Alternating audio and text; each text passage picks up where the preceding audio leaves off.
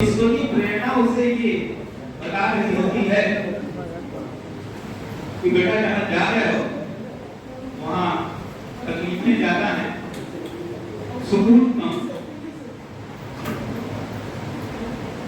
लेकिन ये हम अपने जीवन में शिक्षा के माध्यम से ये सीखते हैं कि कैसे इन मुसीबतों से, इन मुश्किलों से हमें निकलना है। और मेरे ख्याल से आप सभी लोग जो यहाँ बैठे हैं नित्य प्रतिदिन अपनी कक्षाओं में अपने शिक्षकों से केवल विषयगत ज्ञान लेकर सीमित नहीं है, बल्कि अपने व्यक्तित्व का विकास भी निरंतर करना है। क्योंकि द्वारा जो आपको समय समय पर प्रत्येक क्लास में 2-3 मिनट मोटिवेशनल जो आपको दिया जाता है, उसके माध्यम से आप अपने जीवन के संघर्षों को कम करने के लिए तत्पर दिखते हैं। थोड़ा सा बिजनेस परिवार के बारे में मैं आपसे चर्चा करना चाहूंगा, क्योंकि इसमें कुछ लोग ऐसे नहीं हैं जो हाल फिलहाल में जुड़े, कुछ लोग ऐसे हैं जो काफी लंबे समय से जुड़े। अगर बात की जाए तो गोरखपुर में पहला ऐसा संस्थान बना जिसने अपने बच्चों की सफलता को जन जन तक पहुंचाने के लिए ऐसे कार्यक्रम का आयोजन किया। एक भव्य कार्यक्रम से आकार और प्रकार में भिन्नता रही, जैसा कि आज आप कार्यक्रम देख रहे हैं। इसके पहले के जो कार्यक्रम हुए क्लासेस में हुए, छोटी क्लासेस में हुए, इतनी उपस्थिति नहीं थी। उसके बाद हमने जब अपना बस्तीय 1 दशक पूरा होने पर कार्यक्रम आयोजित किया तो हमने मेरे हॉल में किया, वैष्णवी नाम में एकदम बगल में है आपके, और वैष्णवी नाम में वो कथाकथ भरा हुआ, जहाँ पर हम लोगों ने ये सोचा नहीं था कि इतनी बड़ी संख्या होगी, और एक बहुत बड़ी संख्या में बच्चे उपस्थित हुए। उसमें कुछ बच्चों के नाम भी बताए। कार्यक्रम इस ग्रुप रेखा में नहीं आयोजित था, लेकिन उसमें सफल बच्चों के कुछ नाम दिए गए जो उपस्थित थे, उनको मंच पर बुलाया भी गया था। एक बहुत बड़ा कार्यक्रम हुआ। उसके बाद प्राथमिक शिक्षक भर्ती में जब हमने पूरे प्रदेश में प्रतिशत के रूप में पहला स्थान प्राप्त किया, जब सर्वाधिक शिक्षक हमारे यहाँ परसेंटेज में देखा जाए तो चयनित हुए, उसके लिए हम लोगों ने जो कार्यक्रम किया वो भी एक बहुत बड़ा कार्यक्रम था। कम से कम इससे 4-5 गुना ज्यादा उपस्थिति थी बागरोड में, मैदान में और सातपुरा में लगा हुआ था।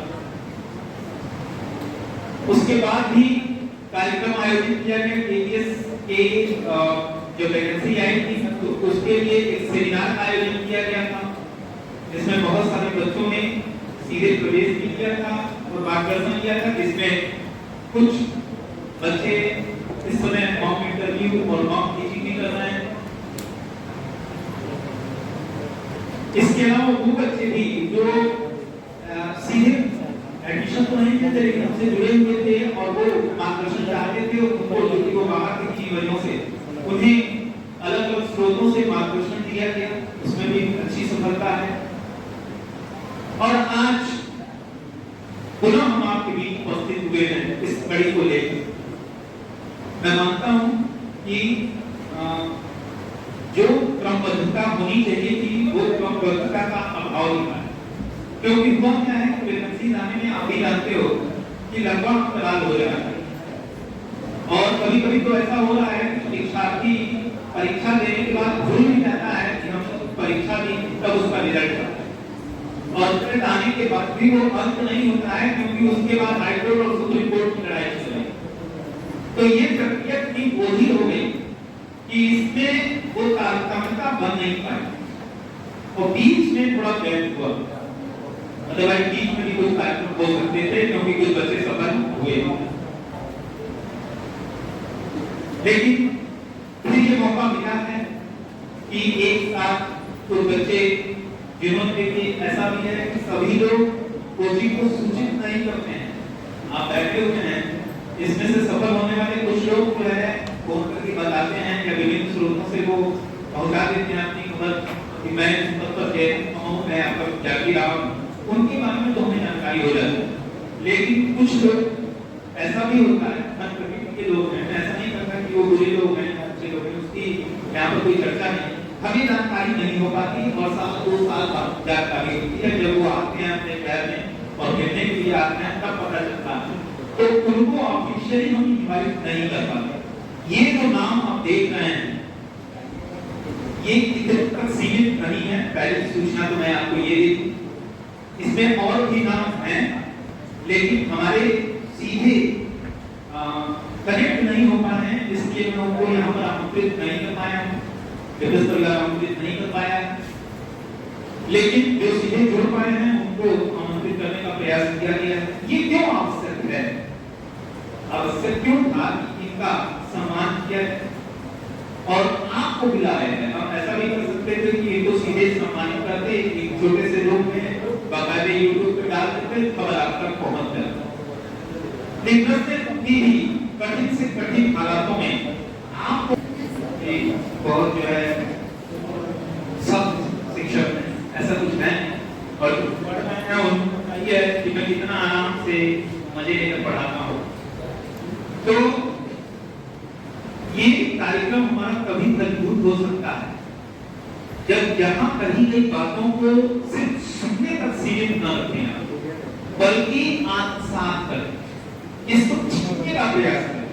जो लोग भी यहाँ बैठे हुए हैं उनको कहीं पर आप देख लीजिए, अभी आएंगे भी तो भी गौर से देख लीजिएगा, ना तो सिंह है ना तो पूछ है, ना तो मंगल से है बृहस्पति से है, आप ही के बीच है सामान्य है, लेकिन पूरी शिद्दत से मेहनत लगे रहे थे। ऐसा भी नहीं है कि 4 महीने पढ़ के इन्होंने सफलता अर्जित की, तो ऐसा भी कोई खामख्याली आपको नहीं पालना है, लगातार लगे रहना है। ये किसी भी प्रतियोगी परीक्षा के लिए परम आवश्यक तत्व है और इन लोगों ने करके दिखाया। इन लोगों ने सीमित संसाधनों में अपनी अंकस देना और कभी-कभी हम लोगों की बाह्य प्रेरणा से एनर्जी देकर पूरी तन्मयता और क्षमता के साथ लक्ष्य सिद्धांत किया। तो निश्चित रूप से एक बार मैं आपसे अपील करूंगा, एक बार निवेदन करूंगा कि जोरदार ताली बजा के एक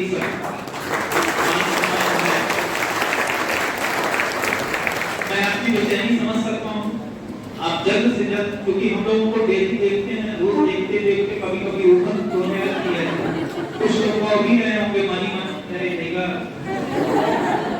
उनको देखना चाहते हैं, उनसे सुनना चाहते हैं, क्योंकि स्वाभाविक है मेरी क्लास में आपको देखते हैं कि 2-3 मिनट तो मैं जाते जाते आपको मोटिवेशनल कुछ कर ही रहता हूँ, कुछ बोल जाता हूँ, तो यहाँ बहुत ज्यादा मोटिवेशनल नहीं करूँगा। हाँ, इनके द्वारा जो मोटिवेशन आपको मिलेगा। और एक चीज और मैं कहूँगा आपसे कि अगर आपके मन में कोई प्रश्न हो जो आप इन विद्यार्थियों से पूछना चाहते हैं तो उसका विश्लेषण किया जाएगा। आप उनसे सीधे प्रश्न पूछ सकते हैं, चाहे आप या मंच में पूछ सकते हैं या किनारे में जो निकलने जाने के लिए रुकिएगा, इस तरह पूछ सकते हैं, सहूलियत है। तो चलिए पुनः से आपको धन्यवाद दूंगा कि आप आए हैं, इस प्रांगण में बैठे हुए हैं, तन्मयता से बातों को सुन रहे हैं, अपनी मजबूरी में सुन रहे हैं कि दोस्तों के सुन रहे हैं, लेकिन सुन रहे हैं, दिख रहा है चेहरे पर कि मां सुन रहे हैं। एक आध चेहरे ऐसे हैं जो थोड़े से बाबू, तो हाँ ठीक है आपसे है। तो चलिए धीरे धीरे कार्यक्रम को आगे बढ़ाया जाए और आप सभी को पुनः से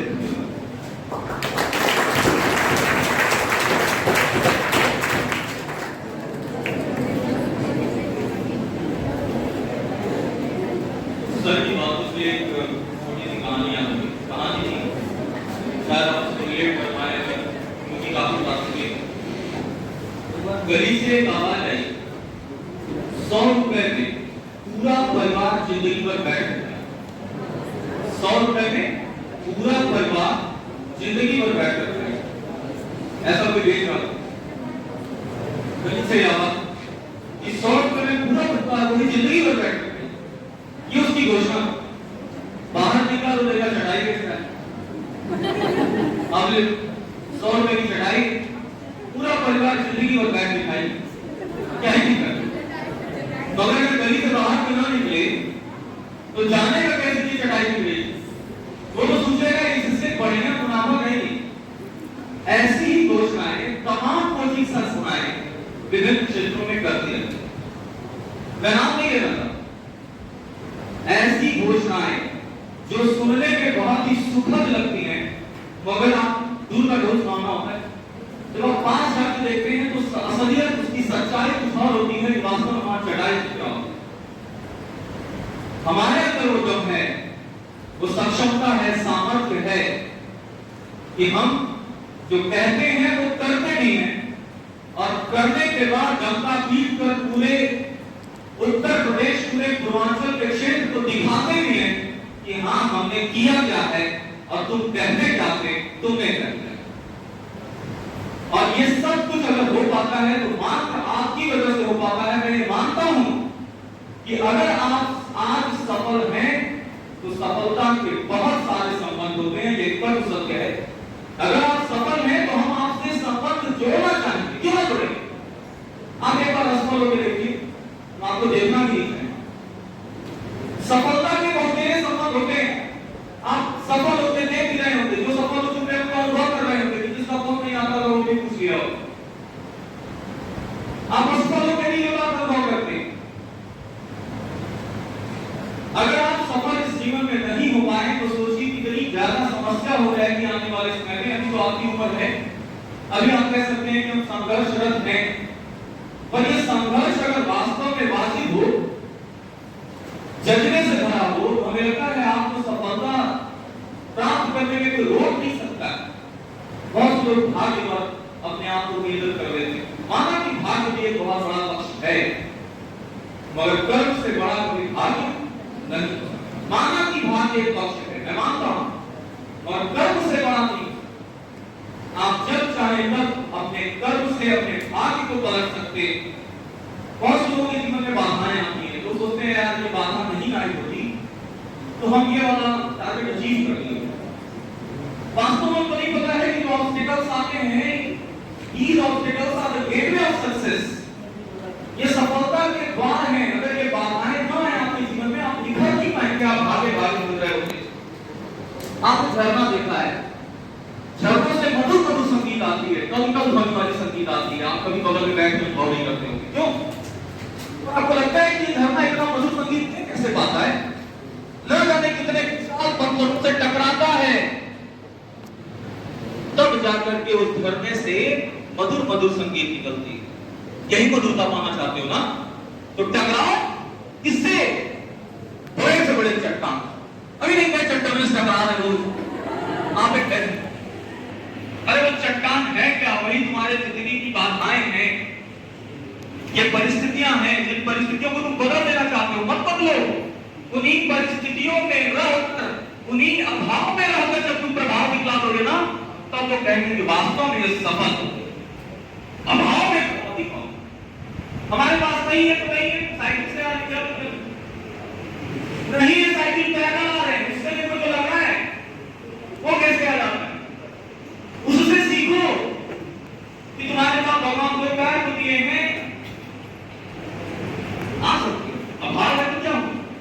और जब इस अभाव में प्रभाव दिखाओगे ना, किसी के सामने अपने सफलता की गाथा बताने में शर्म नहीं करोगे, शर्म के भावनाएं बढ़ती चली जाएंगी, और उन भावनाओं में तुम सबको बांध दोगे। जितने लोग बैठे होंगे, लोग तुम्हारी सफलता की कहानी को सुनेंगे।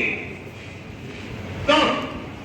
बस है नहीं कौन परीक्षा देने पता नहीं कैसे निकल गया, पता नहीं कैसे गिरोगे। आज इनकी मत हाथ में है, कोई सुनना चाहता करता, कोई नहीं सुनना चाहेगा जब तक तुम्हारी कहानी में ट्विस्ट, और वो ट्विस्ट तुमको पैदा नहीं करना। ईश्वर देता है, नियति देती है। नियति अगर आपको कठिनाइयां देती है तो हम सोचते हैं कि मेरे विध्वंस का सूचक है, नहीं, ये तुम्हारे निर्माण का सूचक है। अगर कोई पत्थर मूर्ति बनना चाहता है, ऐसे ही बनता है, न जाने कितने चीनी हथौड़ी के प्रहार को सहता है, तब जाकर के परिष्कृत रूप में प्राण प्रतिष्ठा होती है। माना जाता है कि शिव का विग्रह है, भगवान है, पूज रहे हो, पहले तो नहीं पूछते थे। उस पत्थर में पहले से विग्रह था, मगर किसी एक ऐसे व्यक्ति की जरूरत थी जो आए और चीनी हथौड़ी से मार मार के अतिरिक्त अवशेषों को क्या करे, हटा दे। मतलब जो निखर के आता है तो कहते हो कि मान रहे हो शानदार प्रतिमा बोल देती है ये प्रतिमा। पहले तो नहीं बोलती थी हुआ खबर वो उसी में थी ना, क्या से बाउंस करा है उसी में थी, पर बोलने लगती तो जब चीनी और हथौड़ी के प्रहार को सहती तो यकीन मानो कि अगर तुम चीनी हथौड़ी के बार बार प्रहार को सह रहे हो तो तुम्हारा परिष्कार हो रहा है, तुम्हारा तिरस्कार नहीं हो रहा है। हम इसको प्राय तिरस्कार से जोड़ लेते हैं। तुम परिष्कृत हो रहे हो, इन बाधाओं का सम्मान करो और यही बाधाएं तुमको एक न एक दिन सफल। तुम टहल में कोई चीज याद कर लेते हो, जब अपने घुटनों को बार बार तोड़ते हो छोड़ते हो तब तुमको लगता है कुछ याद लगता है कि लगता है। जब तुम कुर्सी पे अपने रीढ़ की हड्डी पूरी सीधी कर लेते हो तब तुमको लगता है कि तुमको कुछ याद हो रहा है। क्या कभी किसी स्टूडेंट को कुर्सी की जगह सोफे पे बैठ के टेबल लगाते हुए देखा है? नहीं देखा। लकड़ी की चेयर पे बैठता है, लकड़ी की मेज उसके सामने होती है। अगर वो सच्चा विद्यार्थी है तो ये तब और अगर तुम इस तब के बिना सफल होना चाहते हो तो हो सकते हो जाओगे, मगर तुम अपनी सफलता की गाथा किसी के सामने सुनाकर किसी को प्रेरित कर सको संभव नहीं है।